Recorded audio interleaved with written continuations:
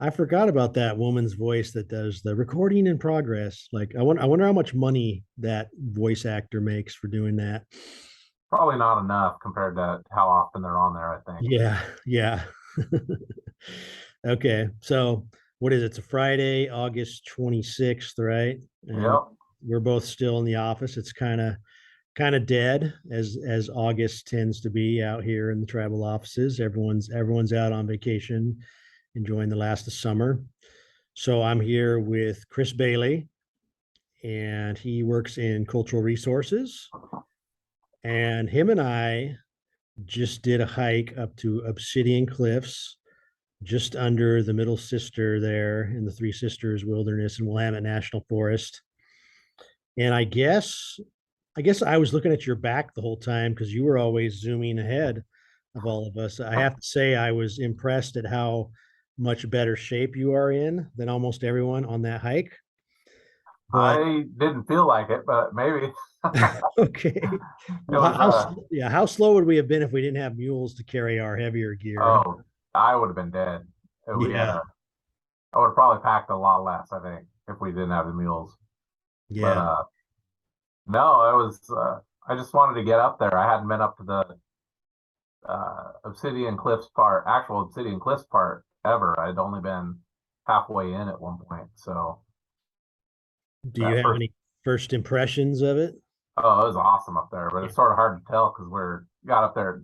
Was it starting to get dark, and we're both, all of us are just exhausted after that Hmm. trek. I think what was it, 7 miles is what it was from the parking lot up there. Pretty close, pretty close. And even though we had that about 2 hour break to shoot the video, that rest didn't really help much, especially because that final stretch, right when you go Yeah, by Obsidian Falls and you're passing all those hikers on the Pacific Crest Trail, that final stretch is hard because it's just all uphill.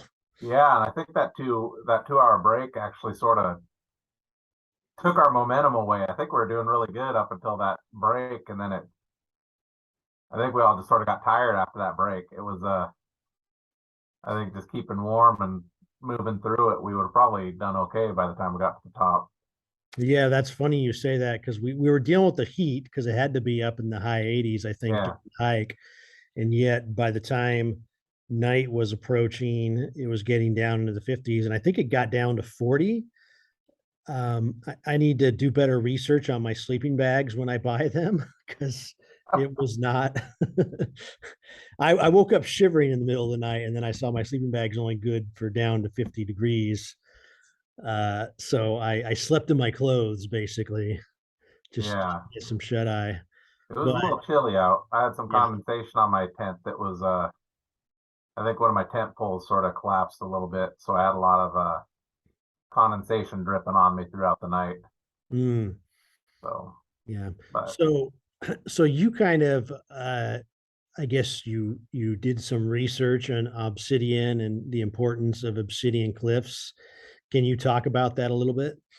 yeah, I mean, Obsidian Cliffs is I mean, for the Willamette Valley, there's not a lot of sources of obsidian that's coming in. We don't have a lot of volcanoes in the middle of the Willamette Valley. So Obsidian Cliffs is this area it's one of the closer, larger areas to get obsidian that our people would have gotten. I mean, there's some other stuff called it's referred to as Emmon Creek obsidian, which is basically obsidian cobbles that have tumbled down from mountains and washed along the rivers. But like Obsidian Cliffs is pretty important. I mean, Glass Butte obsidian made its way out here too, but for that's an even longer trek. I mean, that's over by between Bend and Burns. So like Obsidian Cliffs would be the preferable place to make a travel to get those to get your source of obsidian. And obsidian is important for us back then. I mean, it was most people know it's very sharp. It can be used for somebody that knows how to make the tools can make knives or all sorts of things out of it that used for a number of different things.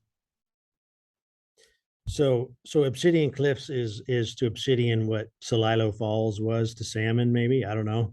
That's a comparison. For us, it'd probably be Willamette Falls to salmon. Willamette Falls. Okay. So Okay. it's closer in our neighborhood.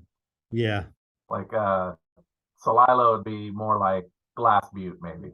Okay. Like we have contact over there and we have trade and stuff, but we weren't the main people using it, I don't think. And so what was explained to me, and I can't remember if it was you or Cheryl Polly. Is that how you, I always Yeah, say the name in writing. Okay, yeah. Polly's fine. Polly. Okay, Polly. Um, so like I guess historically when our people would make their trips up there, they would go up there for weeks, right? Because there was also game that Yeah. there was game they would go after. There were berries, different types of berries they would go. So making the trek to Obsidian Cliffs in the summer, it was kind of not an ordeal, but it was a special occasion for our tribal people, one that they carved out a certain amount of time because they knew they were going to be busy. Yeah, I mean it would make sense if you think about it. It's far enough away that you're not just gonna want to go and get one thing. Like, I mean, think about how you go nowadays to places. If you're live in Grand Ronde, you want to make a trip up to Portland, you don't want to just run up there for like a couple minutes and then have to turn right back around. If you're gonna run up there, you're gonna try to make some other plans, do some stuff while you're there. And so that's sort of, I mean, I sort of relate some of the old stuff that people used to do with what we do today. Because I mean, if I have to run into town, I don't want to just run into town for one thing and then run back. I've wasted my whole afternoon for one thing. So just make that trip last. So you go with everybody, and the person that has to make the do one thing, they'll go do their thing, and then everybody else can be doing things like gathering, say either gathering bear grass a little lower or picking berries if berries are picked, or people are hunting and getting stuff then. I mean, so you have the people that are getting the obsidian, yeah, but then you have the other people that are maybe have a camp a little further down that are grabbing the other resources that are available there that might not be available in the valley. And so from my understanding is they wouldn't actually make, well, not always, but oftentimes they wouldn't actually make their arrowheads, spearheads, axe heads, blades, and stuff there. Correct me if I'm wrong, but they would just grab a feet, a large enough deposit that they could just take back to wherever and then make the material. Is that right? Basically, so basically, a lot of times I think they would grab, they'd make what are, while they're there, they'd make what are called bifaces usually, which are really rough, Yeah, you work guys kept stone. throwing that phrase out, and what can you explain that? Yeah. So a biface is basically it's a start of work on one. So it'd be sometimes they're about hand size, maybe a little smaller, and they have sort of edge work all the way around them, and it makes them basically easy to transport, and it gives them a chance to see if the obsidian piece they picked up is worth working, because you don't want to carry. I mean, think about it. You don't want to carry a 5 pound piece of obsidian back down that whole trail and then all the way through the Willamette Valley. I mean, that trail was 7 miles long, and then it also took us how long? 2 hours to get up there by driving. So you aren't going to want to carry that thing for a couple of weeks, only to get home and find out it's not good material. So you'd make a biface, and like that would give you sort of an indication of whether that's going to be useful once you get down to the valley. And you can trade a biface. That way you don't have to trade. You can trade with somebody that maybe needs some material for tools, and you don't feel like working it. You have a material that you can trade, and since it's so far away, it's actually a little bit more valuable than local stuff, maybe. So what would be the word for obsidian in Chinook or really any of our native languages? See, I'm not sure about that, but talking to some of our other staff, I think flint was the name Flint. that was referred to in a lot of that stuff, and I don't remember the Chinook name for it. I'm not super fluent in the language, so Okay. I think Jed told us, but I can't remember what it was off the top of my head. Okay. Okay. Well, anyway, so I was glad that we got other people up there to see it because I think when I went 17 years ago, it was me, Pete Wakeland, Jack Giffen, I think Alex Drake, and then several of the forest ranger, none of whom, like, it's a completely different Forest Service staff that I noticed we were working with this time around. But we talked about trying to make it an annual event. And I hope that's something that we can take seriously, because almost everyone I know who's gone up there is just, their reaction is basically wow, because we had Sarah Thompson with us, of course, and then Cheryl. Especially when you get past Obsidian Falls and you get to that little, I forget the name of the spring, which is really cool because it's not very often you actually get to see the spring at its source, just the water Yeah. sort of shooting up out of the ground. Um, but it's just a beautiful area, and I think you can just feel the history, and you can see why our ancestors probably enjoyed it. It was probably also a bit of a spiritual experience to go up there, because I've been up there, like that area, 3 times now. It's always sunny and it's just drop dead gorgeous. So we kind of want to make this a regular thing, right? Yeah, that'd be cool. I think there's a number of different tribal members that would really get a lot out of it from going up there. It is, it's an important place, and it's got that feeling that you get up there and you're just surrounded by this natural sort of, for the most part, untouched beauty that's up there, and you can't just, I mean, you just want to just sit and stare like at everything around you and just sort of take it all in for a while. I mean, that spring is amazing. I've never seen the source of a river before, and Yeah. that was pretty crazy because it just starts from nothing. Yep. Yeah. Like it You just just comes see out it of shooting up nowhere. out of the ground. Yeah. So What do you remember the name of that creek? I don't off the top of my Okay. head, Yeah. Yeah.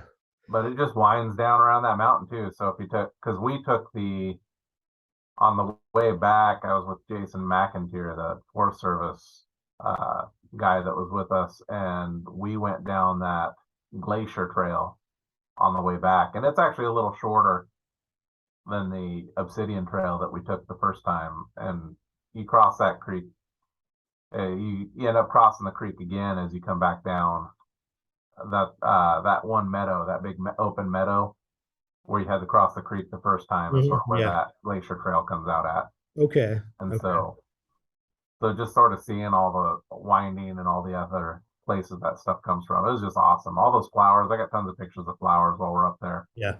The and just Indian paintbrush, and yeah. yeah, it was amazing. I can't really even describe how awesome I it know, is. I know. I'm debating whether or not to do like a screen share, but I don't even think my photos here on my laptop do it justice. It's just one of those things you have to kind of go there, either have some like really high tech camera equipment, or go there and see it for yourself. And I think that's why we want to talk about making it a regular event. Um, and you don't have to be in like decathlon level shape to make the hike. It's hard, Yeah. but it's not impossible. It'll just motivate me to get on the treadmill more at lunch out in the gym here. I Uh, mean, so what I found interesting is, so when I did this 17 years ago, we only, and I verified with Jack, because we only remember seeing about maybe half a dozen people, and we were up there for 2 nights, 3 days and 2 nights. This time, and I'm not complaining, because I can see why people would want to do the Pacific Crest Trail, but because of the Pacific Crest Trail, I noticed a lot more people. And you might recall during some of our filming, we had to stop because you have these hikers going by. you know, And what I thought was cool was that they were from all over the world, because yeah, that first group of people, I think they were British or South African or Australian that we met, who were resting up near the falls. And then of course we had that Austrian woman, and then yeah, it was. So I find it cool that historically our people would go up there just to harvest the obsidian, among other things, and now that's intersecting with this world famous hiking trail that people come from all over the globe to see. And what I couldn't get over is how many of the hikers were oblivious to the obsidian. Like I don't know that they didn't care so much as that they weren't aware that there was this really historically significant place up there, and they just kind of walked on by. I mean, yeah. Yeah, it's crazy. And I think it's also because part of their thing is they're on the big hike. They want to do that big hike. And I think sometimes you can sort of, was it, you miss the forest because of all the trees. And Hmm. that's sort of what they're just sort of like flying through the hike, maybe enjoying a little bit of it, but not stopping. Our goal was to get to the Obsidian, but their goal is to get to the next leg of the trail, I think. And I think that runs from border of Canada, the border of Mexico. Is that right? That Yeah, and trail? like they'll do big pieces of it. They'll basically map out and say, I'm gonna go do this chunk this week. Or I have a buddy that does a lot of hiking, and I think he's done a couple pieces of it. But yeah, it's a cool hike, and actually talking to the Forest Service and sort of seeing what we knew with parks and all this other stuff is once COVID hit, people started going outdoors. They started doing a lot of outdoor stuff, and I think that sort of carried on still, where parks and everything are even more full now because everything was like all the buildings were closed. You couldn't go to movies, you couldn't do all this type of stuff. So people just started getting outdoors a little more, and it put more pressure on all the different parks. Well, and what I thought was funny was we were joking about, the new Predator movie, Prey. And Yeah, I remember, finally watched that. you haven't watched it yet? I finally did. I watched it the other Okay. night. It was really good. Yeah. But you might remember I kept telling people when they asked what we were filming, I kept telling them we were filming the sequel to that movie. And a lot of people believe that. But it dawned on me, a lot of these people have been on the trail so long, they probably don't even know what movies have come out or Yeah. anything. And it might just be that's probably bigger in the tribal community than it is outside of the community. But shifting gears a little bit, because I know you're sort of a pop culture guy based upon your background there. What'd you think of the new movie, Prey? I liked it. It was fun. I mean, it wasn't it was fun. I don't know. There's like a lot of good parts. There's some stuff that was a little cheesy, like any kind of science fiction movie, but it was a Predator movie. It was good. It's probably my it's up in the it deserves its spot up there. Like with Yeah, the best Predators. I don't even know which ones I like the most. I think they all have something that was I like about them. So it was pretty fun. yeah, And I like yeah. seeing the Native American cast. It was really good to see and just sort of having a different tone and a different time. I like the Predator using actually for a Predator archaic weapons compared to like Hmm. Schwarzenegger level or shooting laser beams. Like, Yeah, yeah, he was shooting those weird darts, right? yeah, he's shooting like crossbow bolt type things. Hmm. So that was pretty cool. I was gonna go back. You're talking about like telling people pray about we're filming Prey. I did talk to a number of people as I was coming by when we are warning them about the mule train coming down, and they're Mm. asking what we're up to because they saw us sitting with that camera gear, and I'd tell them that we were filming. Grand Ron was filming some a number of series like video series for up there. There's a lot of people that didn't realize that this was in our homelands. No. They were like, "Oh, that we thought this was somebody else," and it's like, no, this is. I mean, this is part of our homelands. Our homelands are big, and it's giving me a chance to educate people too while I was up there, which I'm always a fan of. Yeah, yeah. Well, and most people, we live and work in Indian country, and so we work around it and breathe it every day. And just for the general public, it's a very specific kind of niche that Yep. if you don't follow it as a hobby or you have some personal interest, it's not something people are going to know about. And that's why whenever you have to explain your tribe, you usually have to say what casino it is that your tribe owns. Yeah. And then you can see the light bulb go off in people above people's heads, like, oh yeah, yeah, yeah, I know that Spirit Mountain Casino. Um, so so you were talking a lot about just your hobby of I don't know what to call it, pop culture or specialist, pop Pop culture culture hoarding. historian. I Yeah, because before we mean, started recording, I was guessing at your background. That's from The Mandalorian, right? yep. Um, and that's when the Jawas steal a ship or parts of a ship, right? Yeah. And You know, my so, brother, I like it. My brother Nick makes fun of us. He calls my son and I a couple Jawas because we go to swap meets and we either sell there or go buy stuff from people. So we're always working deals, and he thinks it's funny to tease us about that. so how did you get into that? I mean, have you always been into it? Is it just some continuation of from your teen years or childhood, or Yeah, something new? I've always been into it. I mean, I've collected comic books since I was a little kid, and then Also, like, I mean, again, I'm a Gen X kid. My parents worked during the summers. Grandma sort of nominally kept an eye on us, but she lived across the driveway, so she didn't really stay with us during the summers. So my brothers and I would just like we had Star Wars on VHS, and we just play Star Wars over and over and over all summer long, or watch cartoons all summer long, or rent tons of movies and read. And I mean, when I lived in Grand Ronde, I used to walk down to Jim's Trading Post pretty regularly when I was probably 14 years old, 15 years old, to go buy comic books for my parents' place, which is over by the tribal council or tribal governance. Mm. So, I mean, I used to walk that or ride my bike down there, buy comic books, and then stop at the big store to buy some candy with whatever cans and stuff we found on the road, and then go home. And I mean, that was our summer. We just played with toys and played video games when we finally got a video game Nintendo system, and watched movies all summer long. It was pretty nice. And so, what do you, and like as a tribal member, what do you think about the representation of Native Americans, like in the comic book industry? Because here's what I remember. So I think because my brother and I, Brian Mercier, I know he's a big wig at BIA. Yeah, we both read comic books and collected comic books. And so I remember when the new X-Men came out, they had a Native American on their team. I think his name was Thunderbird. Yeah, And Thunderbird, and then his brother Warpath, who wore Warpath, the yeah. same And outfit. and Thunderbird dies either in the first or second issue. Right? Yeah, He doesn't get out of the plane and it crashes and he dies. And then I was thinking recently about the not the Suicide Squad, but the first version of the Suicide Squad, which is based on the DC comic, and they have Adam Beach, and he dies 20 minutes into the show. yeah. So is it me or do you know more about it, or have just Native Americans really been underrepresented in the comic book world? I mean, that's something that comes up. I see stuff with the representation. I mean, there's what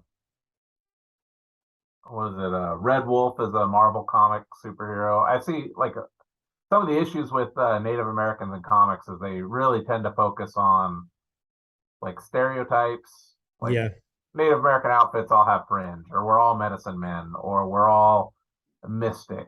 It's or like, the names like yeah, Thunderbird, Warpath. yeah.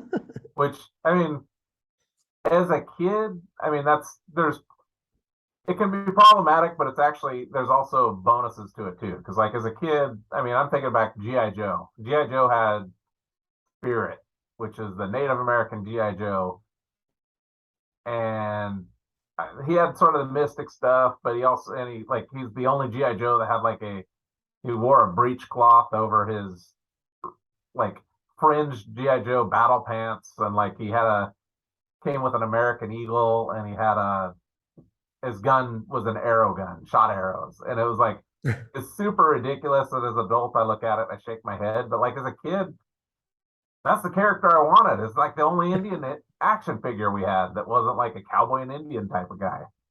So, and then I got older and I realized there's about like you start reading the file cards and stuff when you become a teenager, and you realize G.I. Joe had a bunch of Native Americans on their team. They just that Spirit was the only one that was the like one that like had all these stereotypes and stuff that they made to look like the village people spirit, I guess. But I'm gonna have to look that up because I watched the GI Joe cartoon and I'm just drawing a blank when it comes to Spirit. I really am. yeah, you have to look them up. But then there was the other one. Oh shoot, what was his name? Airborne, the GI Joe Airborne. He was like if you look at his old file card, he was a Navajo, Okay. and I think there's a couple others too on the team that was just mentioned. I mean, it wasn't made a big deal about it like Spirit was, but yeah. Well, and so the most recent one I can recall, like of a Native American, was in because I like all the Marvel movies and shows, and so I watched Hawkeye, and I forget the actress's name, but she's Oh, deaf. Yeah, she's deaf, and she has a prosthetic yeah, leg. And her character, they're coming out of the show, and her character's name is Echo, right? yep. Okay. Yeah, and I don't know much about that actress. I mean, that's cool. I love seeing representation. I think like when we talk about that with Hollywood and stuff, I think it's important to get people of color to play people of color roles, but I think it's also really important to get them to play roles that aren't stereotypically people of color roles. So basically, it's like we all live in the US and we do things that like we live like a lot of us live in the mainstream as well as we live in the like within our culture too. And like a lot of times Hollywood, like if you hire a Native American actor, they need to be Native American. Hmm. And so like everything about that character is like as much Native American as you can pile into a as much as you can pile into a character. And it's with that with everybody. It's like you hire a like Hollywood does stuff with Asian actors, and it's like, oh, you're just playing an Asian role. This is the Asian role, or this is the Hispanic or Mexican role. Like they don't. There's not usually the buddy that happens just to be a Native American in a buddy comedy. He's got to be like the stereotype Native Hmm. American guy. So I think we still have a ways to go, but it is awesome seeing stuff like Predator where you get people that are like it's all Native American cast. It was awesome. Yeah, it was. It was. And what was it? Have you watched Reservation Dogs yet? I haven't. I don't have Hulu. I'm gonna try to rectify that eventually, but like I ran over to my parents to watch Prey. They had Hulu. Okay. Yeah, But I watched it. Yeah. I don't have it either. Um, yeah, the whole point of like getting rid of cable was to save on like the $90 a month I was spending. But then between all these subscription services, yeah, I think I'm basically back at pretty close to that. So what do you do?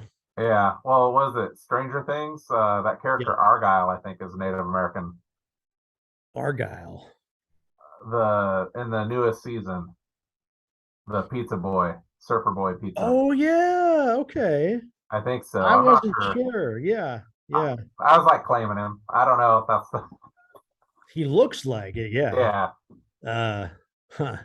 I'll have to But look that up. but that was another cool one though, because like they didn't really make a deal about what he was. They just sort of like this is a character. It's a person of color playing a character. Like didn't have to really bring it in one way or the other about who he was.